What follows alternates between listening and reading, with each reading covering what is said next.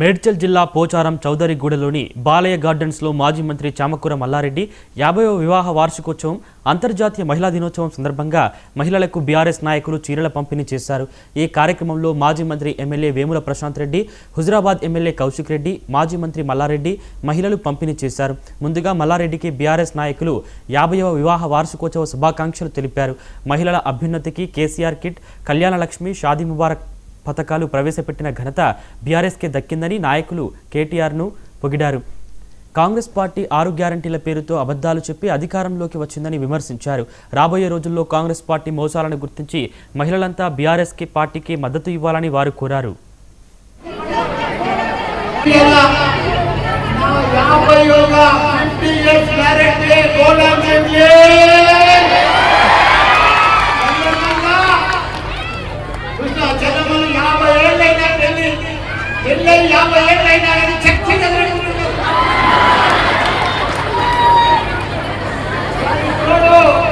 ఈరోజు మహిళా దినోత్సవం సందర్భంగా మీ అందరికీ కూడా శుభాకాంక్షలు. ఇంత పెద్ద ఆర్గనైజేషన్ చేసి మీ అందరికీ కూడా ఒక ఆడబిడ్డకు చీర పెట్టాలని తలంపుతోటి మా జగన్, మా మమత,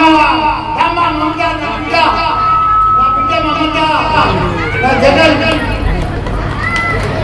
మంచిగా ఆలోచన చేసి మా దగ్గర తను కౌన్సిలం చేసినకే కాకుండా కార్పొరేటర్ యవనకు మొత్తం పాత మండలం అంతా కూడా ఆడబిడ్డలకు చీర పెట్టాలని చెప్పి ఆలోచన చేసి ఆడబిడ్డల కోసం ఒక పుస్తకం రాసి మీ అందరూ కూడా రిలీజ్ చేసి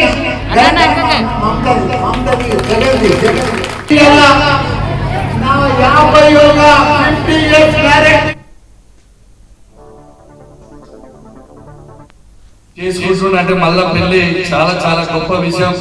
50 సంవత్సరాలు కూడా మళ్ళా యువతకి ఖచ్చితంగా స్ఫూర్తిగా ఉండాలనేది ఒక గొప్ప ఆలోచనతో 50 సంవత్సరాలు నిండినా మళ్ళీసారి పెళ్లి చేసుకోవాలి. ఎందుకంటే ఇవాళ రేపున్న యువకులు 2-3 సంవత్సరాలు 4 సంవత్సరాలు కాగానే పంచాయతీ పెట్టుకుంటున్నట్టు. కాబట్టి ఆదర్శంగా ఉండాలని ఒక గొప్ప ఆలోచనతో మళ్ళా ఒక కొత్త ట్రెండ్ తీసుకొని వచ్చిందని చెప్పి సందర్భంగా మీ అందరికి కూడా తెలియజేస్తా ఉన్నాను. అదే విధంగా మీ అందరికీ నేను ఎవరో తెలుసా